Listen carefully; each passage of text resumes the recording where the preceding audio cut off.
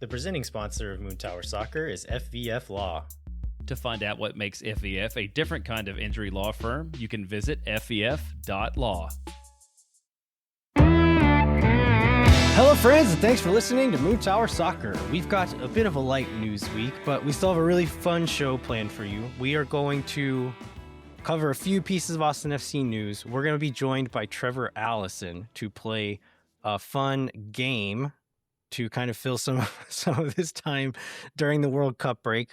And we're also going to play kind of devil's advocate and maybe see if we can poke some holes into the Jim Curtin hype a little bit. I'll post some stuff to Jeremiah and we'll see how much he buys any of it. But I am Landon, still recovering from a cold that's lasted since the minute we stopped recording last week. But luckily, I am joined by my friend and yours, Jeremiah Bentley. Hey, everybody, I'm Jeremiah Bentley, and yeah, I'm also coughing a bit, so we'll see. That's why they make mute buttons on these things, right? So we can make it through the show without driving our audience crazy. I'm all hopped up on Sudafed and ready to party. All right, that sounds like a good time. Jeremiah, before we get started, let's. I feel like we should mention the things going on in Venezuela with the recent earthquakes. We've got a Venezuelan player on the team, a lot of Venezuelan folks in the community, including the media community here in Austin. And so I feel like this is apropos to what we're doing here, but really awful stuff to see a country that was already kind of going through a tough time and to have this added on top of it. So we wanted to pitch a few things that folks could help with. I know there's a lot of links being shared around, a lot of places to give and donate to.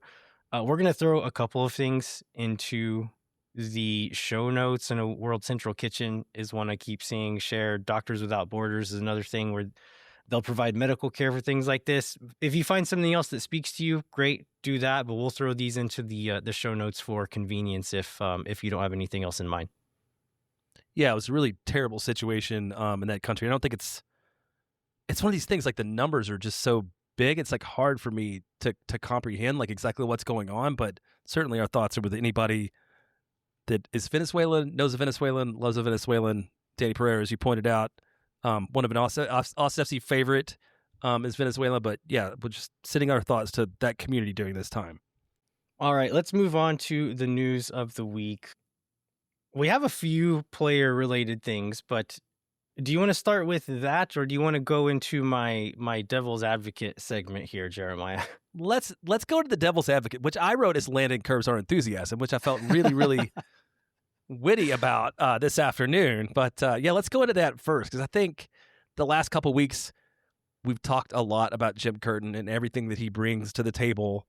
And one of these things that's always true, right, is when a new coach comes in, he was probably fired from his last job. And so when I have people who don't follow Austin FC a lot ask me, well, why was he available? Well, because he got fired in Philadelphia. So I definitely think we probably need to honor that a little bit, maybe dig into how that happened and just see if there's anything that we need to look for, or kind of see what all was there that led to him even being available.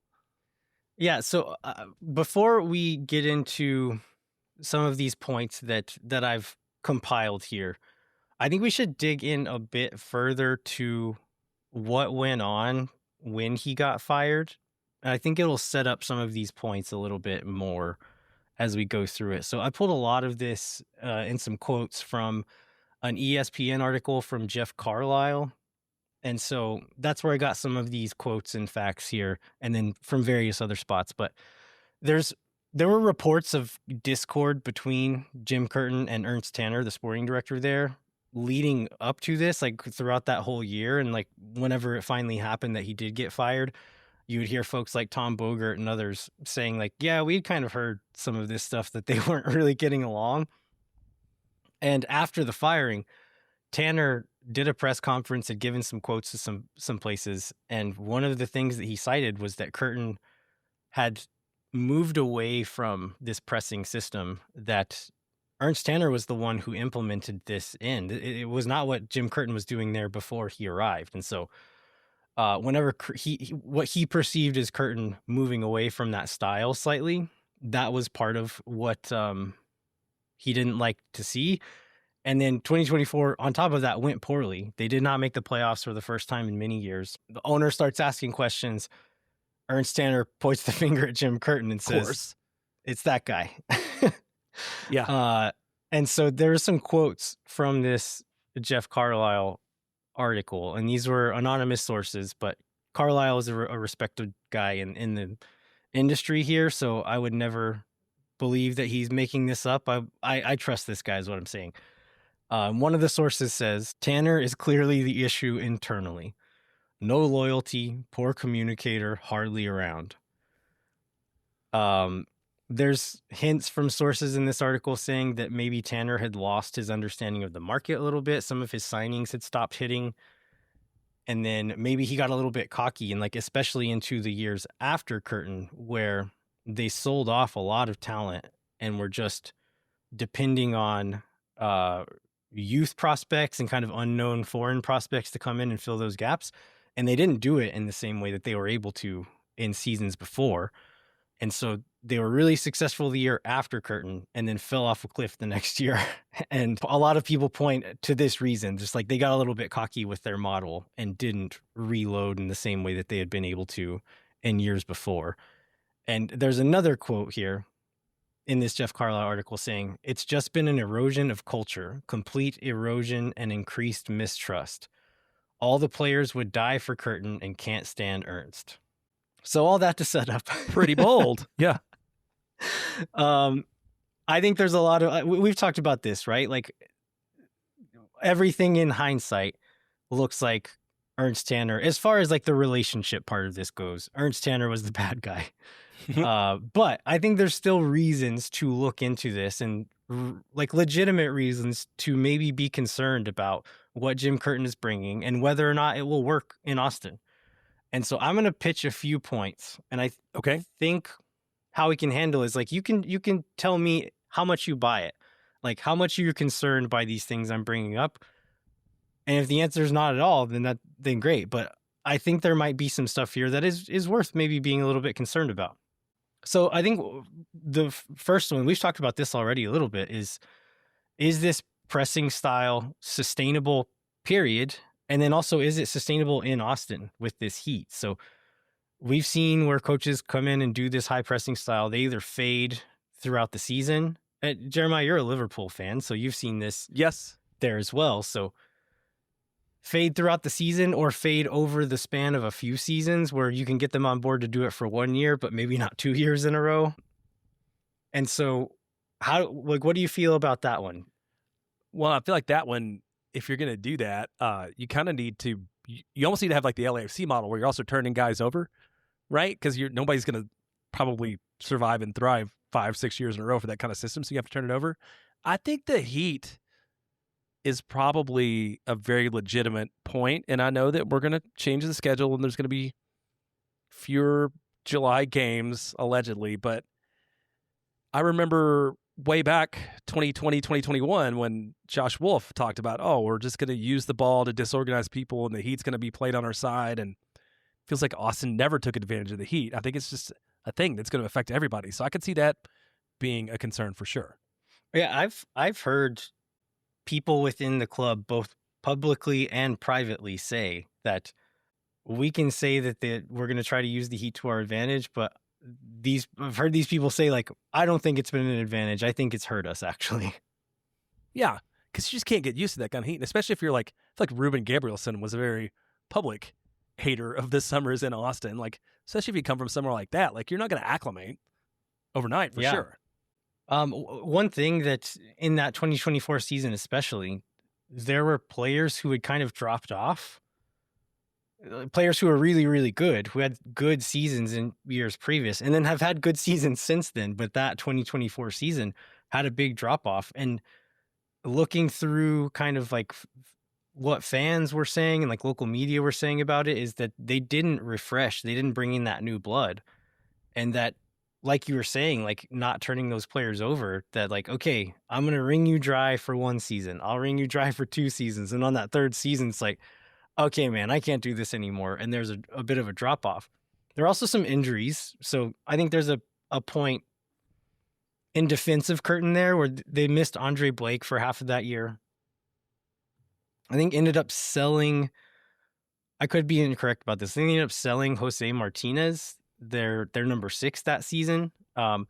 They had Danley Jean-Jacques, who has become a really good player, but I don't think he was that good that first season, as good as he was in the seasons following that. But I think there is still something to be said, like why these guys who were good last year, why aren't they good this year? And then why were they good the year after this? I think that's a fair question to ask Curtin. Yeah, that absolutely is.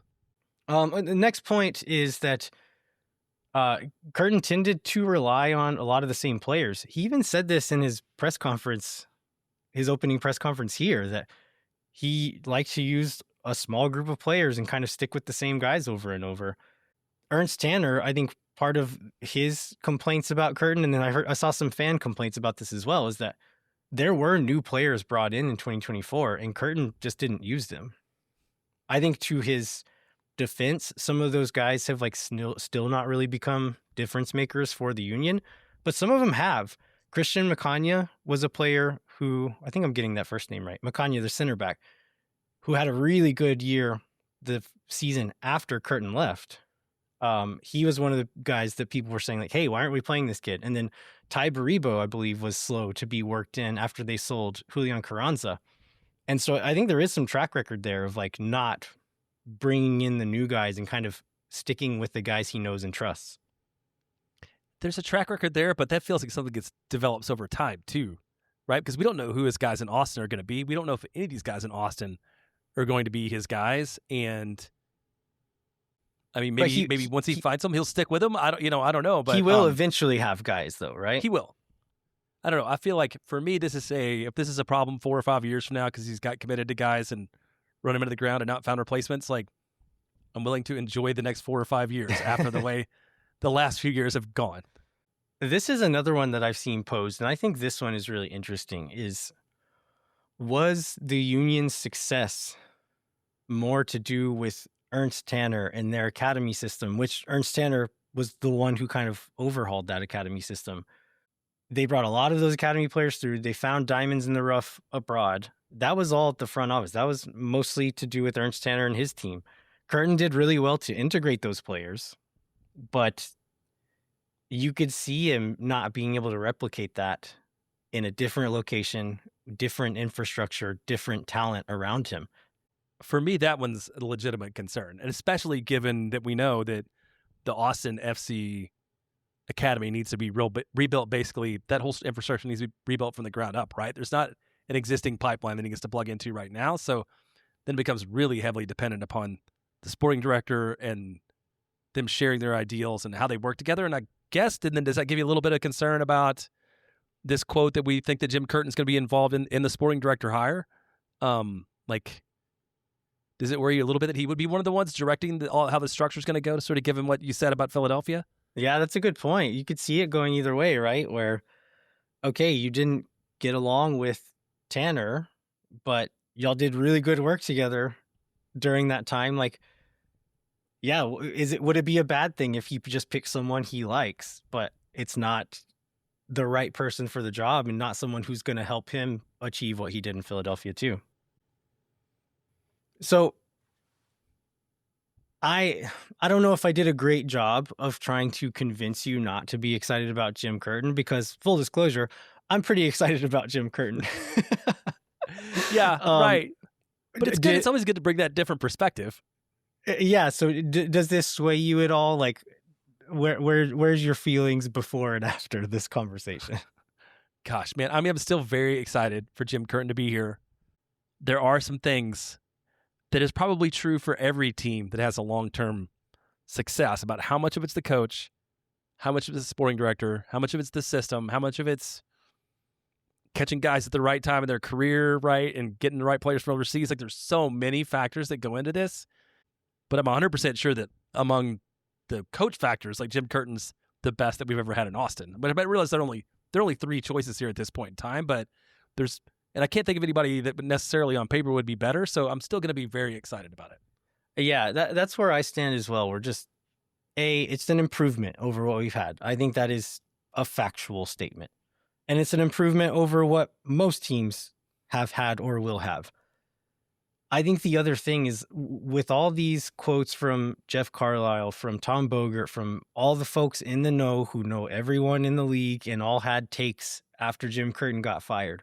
And then as the stuff that came out about Ernst Tanner over the last couple of years and that he's kind of a monster is that if Jim Curtin was part of that culture, and it seems like he was, there's so many people saying the Philadelphia Union are the model MLS club. This is how everyone should try to run their club, or at least a version of this.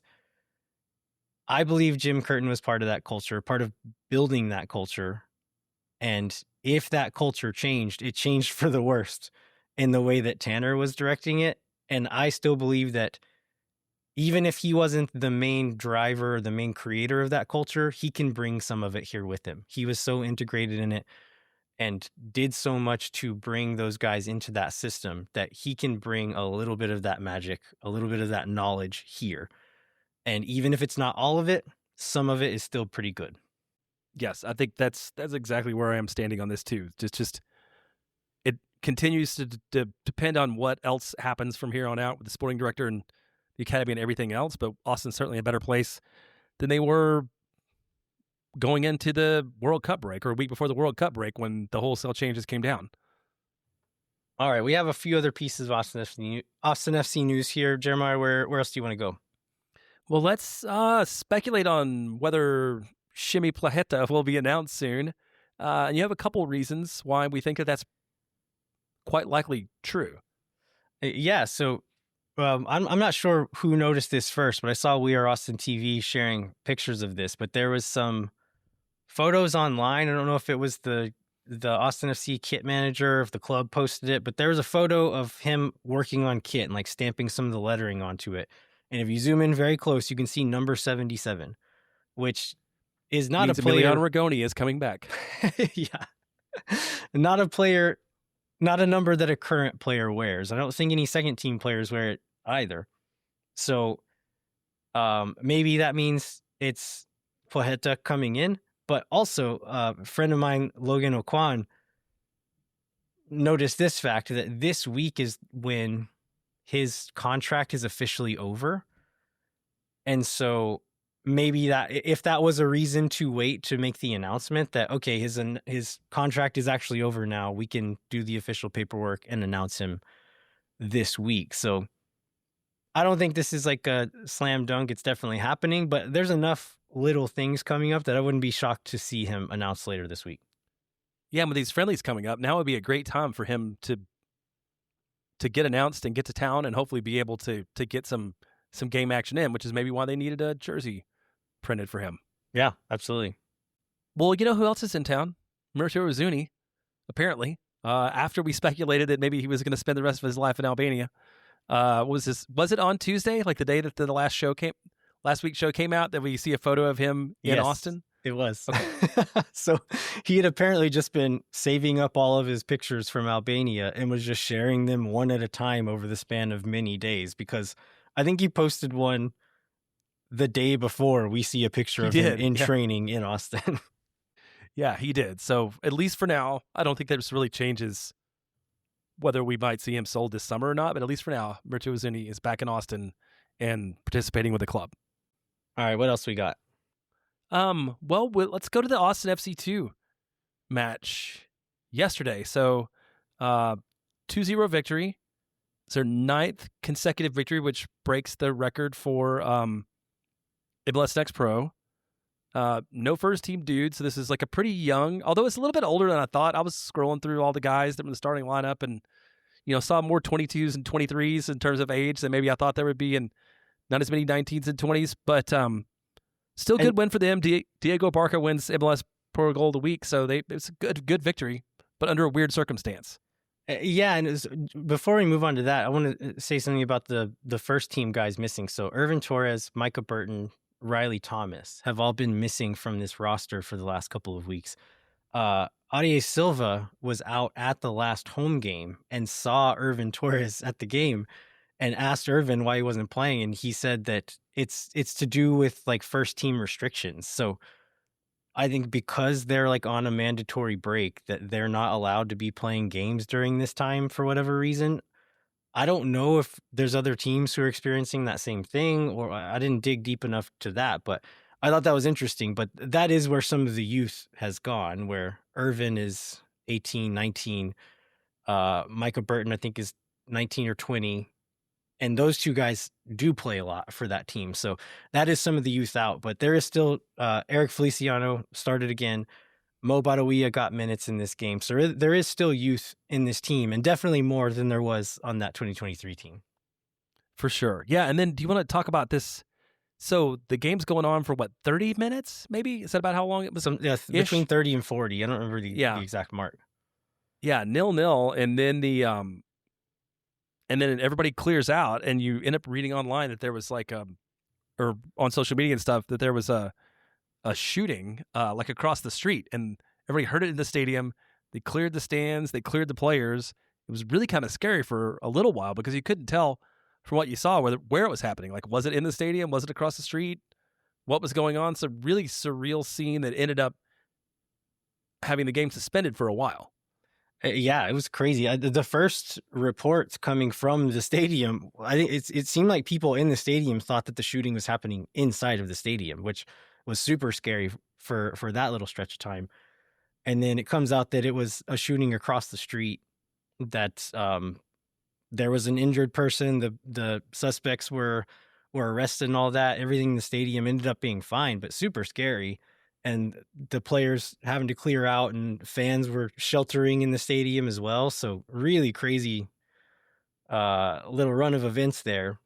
They paused the game something like an hour, 2 hours, something like that. They end up coming back and finishing the game. Austin FC2 gets the win. And like you said, 9 wins in a row. I think it's like 12 or 13. You could say 13 winless. without 13 winless. MLS Next Lossless. Pro, if they tie, they go to penalty kicks. And so someone does get an extra point. But if we're going by a tie not being a loss, then 13 winless. Or 13 undefeated. Undefeated. Yeah, I says it lossless, and I'm like, wait, that's not right either. Lossless. What is that called? Undefeated. Yeah, so they're first in the West, so they're on a great run. What was your quote? Like when it came back, it was like watching a flip book. Yeah, I said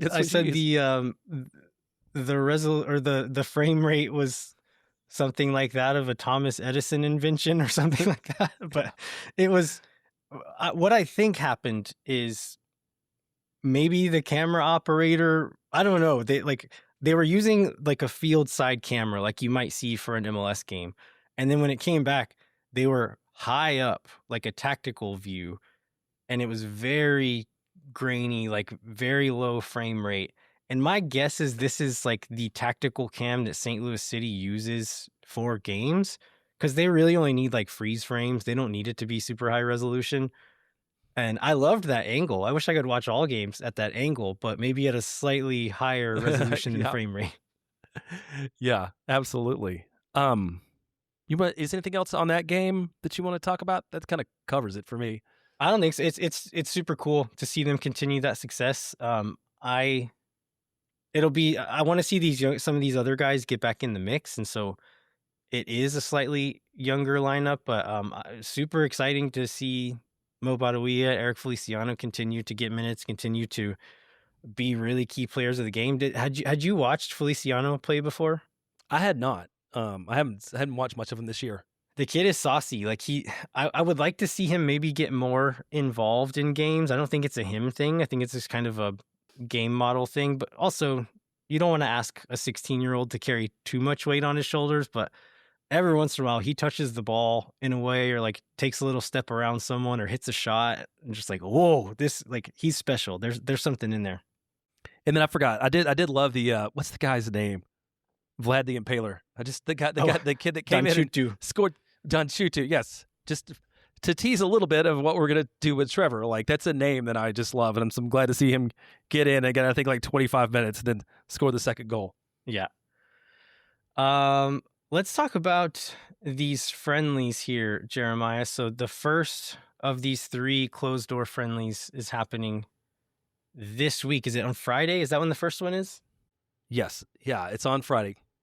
Yeah, Friday, July 3rd. And then the following two will be next week after next week's show. So not sure how much we'll get to see. I'm guessing it'll be similar to preseason friendlies where we get maybe a clip of a goal if it's really nice, or maybe some highlights if it goes well. But if it doesn't go well, or if it doesn't make them look good, maybe we get nothing. Yeah, that's entirely possible. So, and this one's, it's the first two at St. David's Performance Center, right? And then the third one's at Q2 Stadium. Is that correct? Yeah, the one against Charlotte. A little bit of a different on the 15th is at Q2. Yeah, different facilities. And we had a source give us some reasoning behind why maybe these are all closed door friendlies. And I think if we had heard something similar to this in years past, though, where like, okay, Leagues Cup is happening in August, and they kind of have a monopoly on Liga MX teams being in the U.S. And Liga MX teams will come to the U.S. a lot, right? And we'll do friendlies and stuff. And they kind of put a limit on how much they could do that around Leagues Cup, so that like why would someone come on a Wednesday to Q2 Stadium to watch Austin FC play a Mexican team when they could go anytime, anywhere and see two Liga MX teams play against each other, which is often what happens, right? So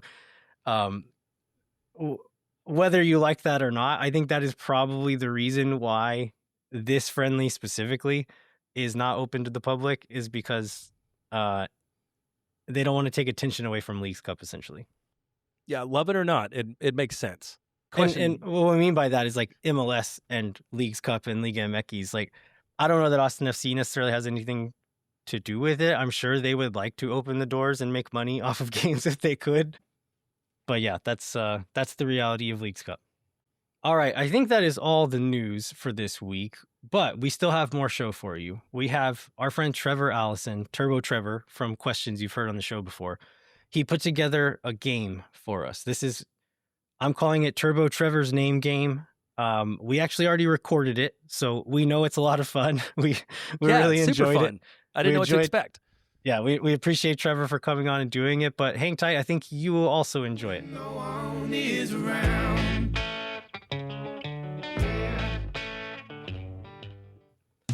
Moon Tower Soccer is brought to you by our friends at FEF Law. FEF is a different kind of personal injury law firm dedicated to community, transparency, and client education. And they have their own podcast called Summary Judgment that you can check out wherever you get your podcasts. You can go to FEF.law to find out what makes FEF a different kind of injury law firm and why understanding your legal options can dramatically change the outcome of a case. Once again, that's FEF.law.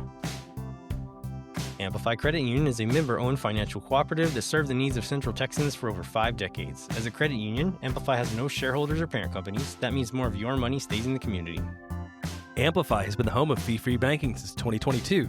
Their free checking accounts come with 0 overdraft fees or minimum balance. That means Amplify's fee-free checking accounts help you get more mileage from your everyday spending. Amplify membership is open to any Texas resident. Learn to trust your bank again at Amplify Credit Union. To learn more and to register for free parking at the Esperanza branch on game day, visit goamplify.com/moontower. And Moon Tower Soccer is brought to you by Sage Wilson Realty. If you're looking to score your next home, don't get cut offside, which is the rule that is frustrating a lot of Americans who don't understand soccer and people like me who think it's really dumb that your big toe could be offside and it can ruin a game-winning goal from a club I love. But you know what? Eric Wilson can figure that out for you when it comes to selling a home. And don't be like me and do something that will get your head dunked in a toilet, or somebody give you a wedgie and say like, well, actually, the offside rule is really interesting. It's one of the more fascinating parts of the game, and I think it would really change the game for the worse if it didn't exist. People punching me in the face. The right strategy can turn today's opportunity into your winning goal. If you're looking for Sage real estate advice in Austin, contact our friends at Sage Wilson Realty. Be sure to check them out online at sagewilson.com. But for real, I really think that the offside rule is really cool.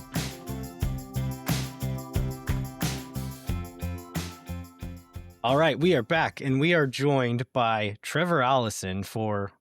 Trevor, you can tell me if you have a different name for this. I'm calling it Turbo Trevor's Name Game. That's great. Love it.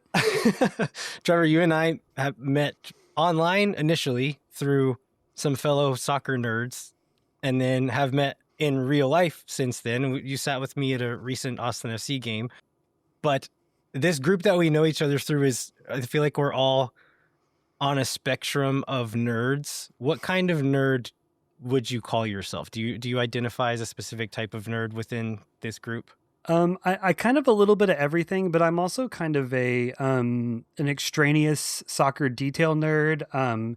Kits, crests, leagues, league structures, tournament structures. I know we have a group chat where I like to fill in the scenarios during group stages of tournaments with who can clinch what space. So I just kind of love all that like kind of extra organizational stuff that goes with soccer, unlike a lot of other sports. Yeah, I feel like you are a little bit closer on like I'm like I my eyes glaze over when I try to read like data stuff. I'm like, I'll just watch the game twice and that'll give me what I need. But I feel like some of the stuff that you get into is a bit closer to like, it's like, okay, this data is like, why is this? But also some of the non like soccer data stuff, like the stadiums and the kid stuff, and like there's history and there's like stories to be learned in some of that stuff, which is I think maybe part of the like reasoning why you were interested in doing this game. So how about you explain what this game is? Because I know very little about it, and Jeremiah, I think, knows absolutely nothing about it. Right. Yeah. So like Landon said in the group chat, we were kind of discussing some of the fun and interesting names we'd come across, I think in a Champions League match several weeks ago. And we kind of chatted a little bit about how interesting it might be to have kind of a name game on Moon Tower coming up. So I kind of threw some stuff together. So the way this is going to work is I'm going to ask each one of you, Landon and Jeremiah, I'm going to give you 4 kind of sets of people. They each have a bit of a theme, and you're going to get 2 names. One of them is a verified professional soccer player somewhere on this earth. And the other person is a real person who is not a professional soccer player, as far as I know and can tell. And these people can be from a very wide ranging of other things. And I'll kind of, some of them you've probably heard of, some of them you've probably heard of, some of them you probably haven't heard of. But we'll go back and forth with you guys. And then, so you get one right, you get a point. So it's going to be up to 4 points. And then if we have a tie, I do have a tiebreaker question to kind of throw at the end here. I do want to say before we start, I know I just want to clarify that we are doing this kind of in good fun, trying to be really respectful. I think that names are a really interesting thing, and they can tell us a lot about culture and history and language and where kind of all those things come together. And I think that those things coming together are one of the things that makes soccer a great game and a global game. And I think that's a lot of why all of us are interested in the game, of all those different kinds of factors coming together. So I just kind of want to, this is kind of a celebration of that and different names and people and places and all those different things and how they come to our appreciation of the game. Yeah, I thank you for saying that. Like that, definitely approaching it from a place of playfulness while hopefully maintaining some respect for it as well. But I think it's okay, like, to have a little giggle when there's a guy named Brian Brobby sometimes. Right, exactly. There's a couple names that were maybe even that I and a friend discussed, were they even Moon Tower appropriate because of different words mean different things in different languages. So we did avoid a couple of those. I mean, we can do a disclaimer if you want to add them back. It's okay. I've got a good setup for us, I think. All right. Well, if there's anything else you need to explain, go for it. But if not, I think we can get started. I think that's it. And I have Landon going first because that's who I happened to type in my spreadsheet first. Perfect. So Landon, the 2 names are, I'll start with the theme. The theme is things you do in a soccer game. Okay. So the theme is the things you do in the soccer game. The first name is Omari Head, last name Head. The other name is Lois Shooter. So Omari Head and Lois Shooter. Which one is the soccer player? Can I get a spelling on Lois Shooter? Lois, first name, Shooter. Okay. I'm going to say Omari Head is the soccer player. That is incorrect. Oh no. Oh, I would have done the same thing too. Lois Shooter is a midfielder for Chelsea women, an attacker for Chelsea women in England. Omari Head is a guy who used to live in my neighborhood who owns a really good lemonade store in Waco called Pop's Lemonade. If you're passing through Waco, highly recommend Pop's Lemonade. Lots of different flavors like pina colada and lots of cool stuff. So shout out Omari at Pop's Lemonade. Yes, for sure. It would be great if Lois Shooter was a goalkeeper or something like that. Right. Wouldn't that be funny? But I mean, but when I saw the name and I clicked on it and it said attacker, I was like, obviously. Yeah. Okay, Jeremiah, your first one. So this is, the category here is mononym, or, one named players.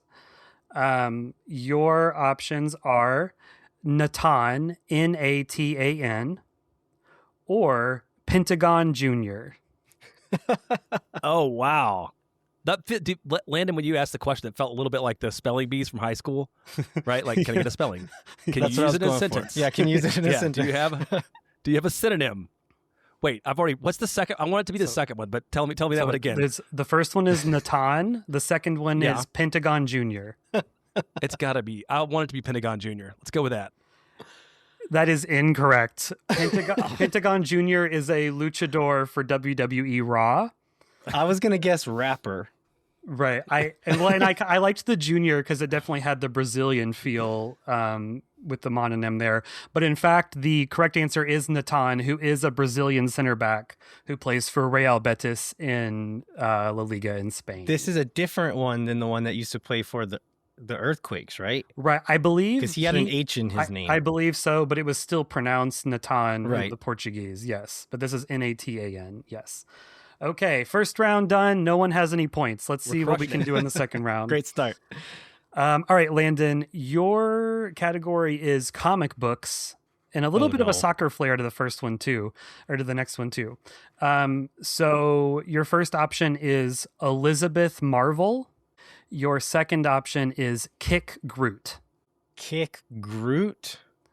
Yes. Okay, I don't know much about comic books. I know that there is a Groot.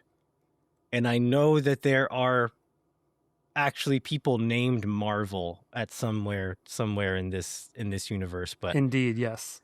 I'm gonna go with Kit Groot is the player.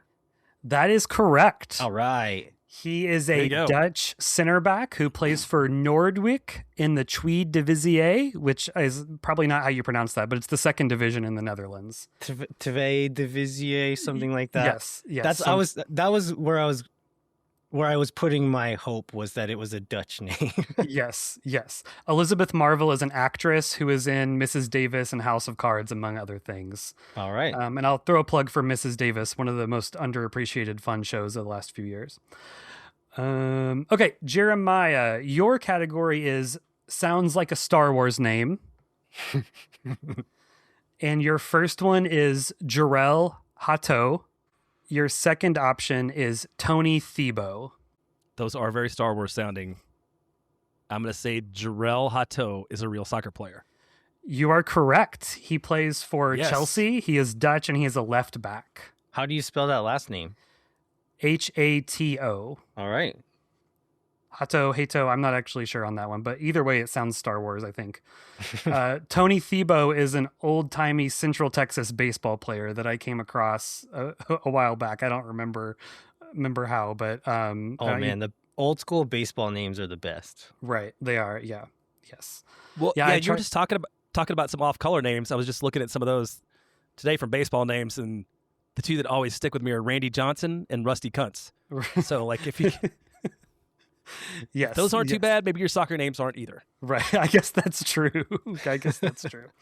All right. So now after round two, each of you have 1 point. We're going to round three. Landon, your theme is Foot, Foote, because these people both have the same last name. Okay. And also very soccer. Although I guess I should have switched it up so Jeremiah got a soccer category too. Oh well. We have Rebecca Foot with an E. Foote, and we also have Shelby Foot. Rebecca Foot or Shelby Foot. Rebecca Foot sounds familiar to me for some reason, but I don't know if it's because of soccer. but I'll go Rebecca Foote is the soccer player. You are correct. She is a midfielder for Dundee United, and she is Scottish, right. of course. Shelby Foote is a novelist and Civil War historian who was in Ken Burns' Civil War. He's the guy with the Southern draw that Daniel Craig's Knives Out's character's accent is based on. And he had some, I would say now looking back, some questionable takes on the Confederacy and the Civil War. If Jeremiah's large son Jackson were here, he might have some takes on that too. He's a big history buff, yeah. Oh yeah. Do we need a swoon tower with Jackson Bentley on the Civil War, or moon tower with Jackson Bentley, whichever? He'd go deep. Nobody would listen, but he would go deep on it. That's awesome. Yeah. Okay. Jeremiah. Okay. So Landon pulled ahead there. Jeremiah can equalize here. Jeremiah, your category, another fictional universe. Yours sounds like a Hunger Games character. And your first one is Tiago Pitarch. And your second one is Ophira Eisenberg. I know this one. You know this one, darn it. With Hunger Games, it's like the only thing my family still consumes together, so we're always excited whether it's a new book or movie coming out. I'm going to go with Tiago Pitarch as a soccer player. That is correct. He is a player for Real Madrid, but he mostly played for Real Madrid Castilla. He's a central midfielder, and he is Spanish. That's not the one I knew. I knew the other name. Yeah, I'll say that the NPR heads may recognize Ophira Eisenberg as the host of Ask Me Another, the quiz show that I don't believe exists anymore.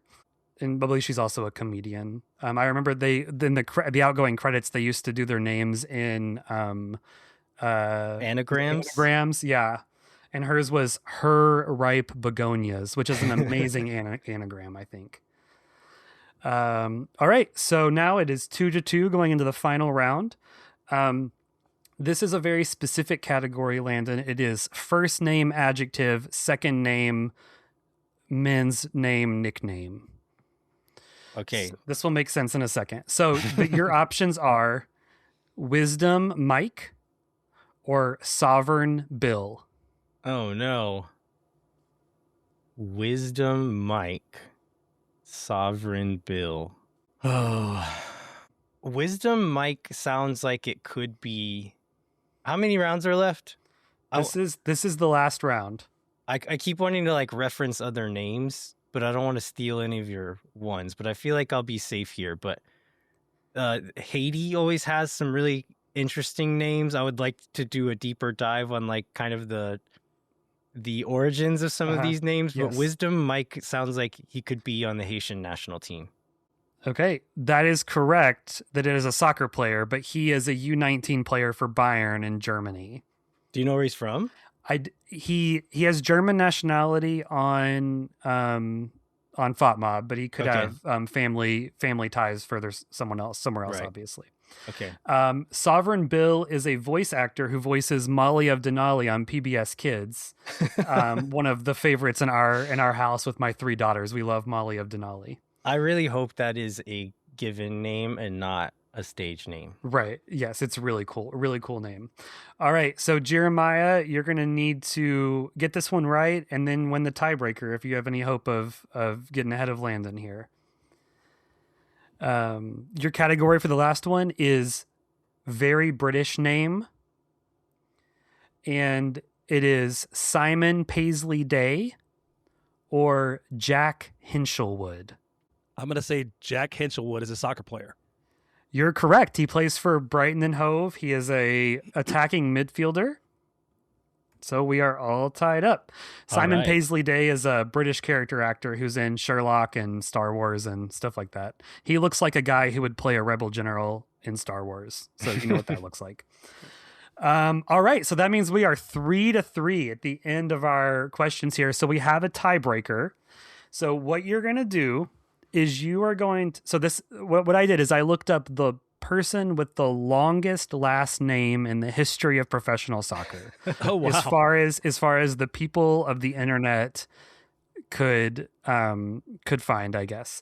You are going to guess, you're going to, I guess, maybe write down or think of a number. I'll give you a few seconds to think about it and we'll have you guys. Maybe we could do it in the chat here. Okay. Yeah. That's fine. And you can give us a 1, 2, 3 go.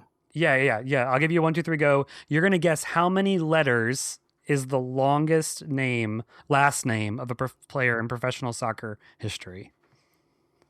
So think about it. I'm gonna give you a 3, 2, 1. Type it in. Okay. Unbelievable. Okay, so Jeremiah put in 19. Landon put in 21. The answer is 20. Oh, wow. And I don't have another tiebreaker.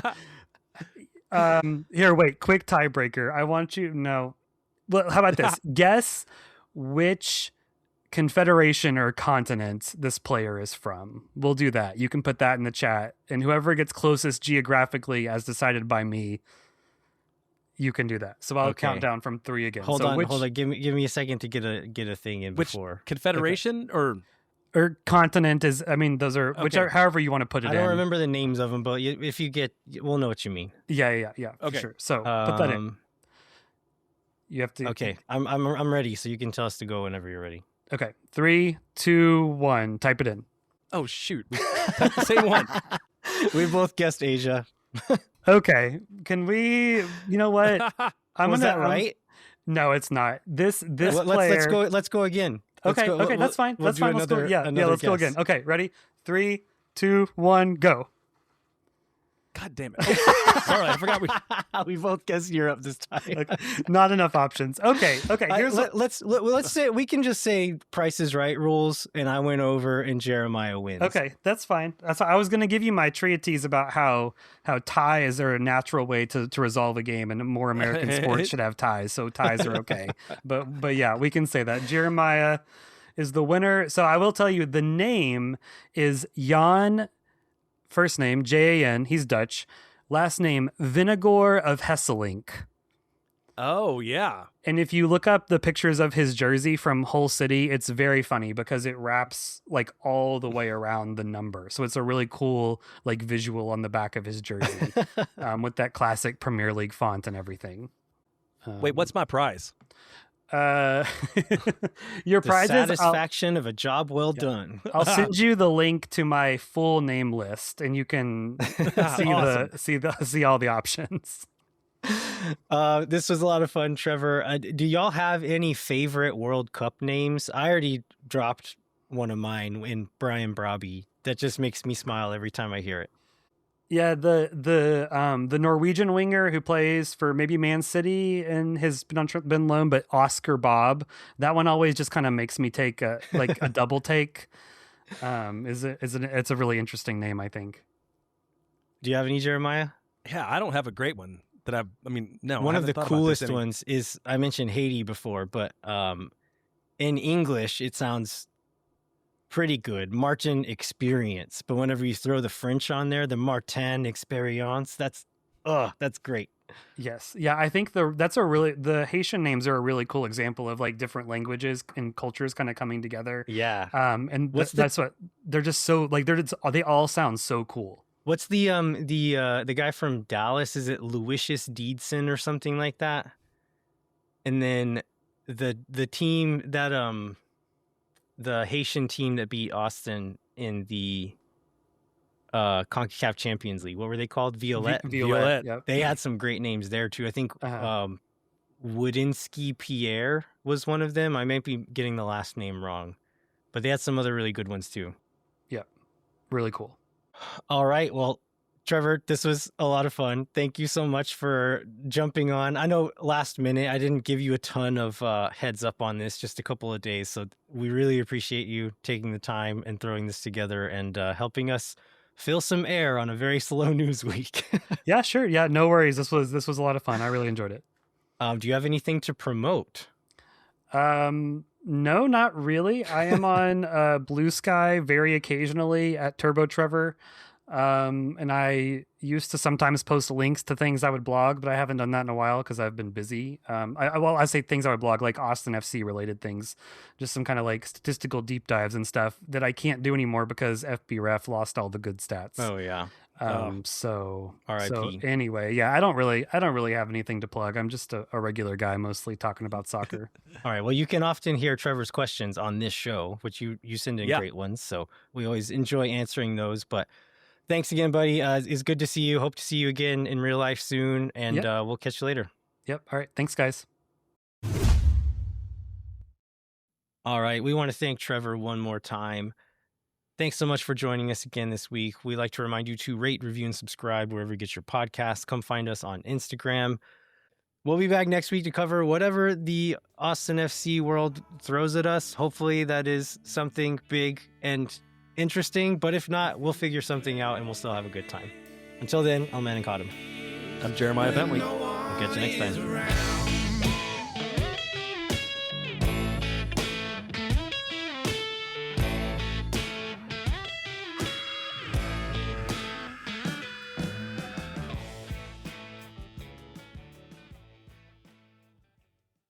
Think for nothing, you never. Oh my God. Zulu chupa boom sauce. Yeah.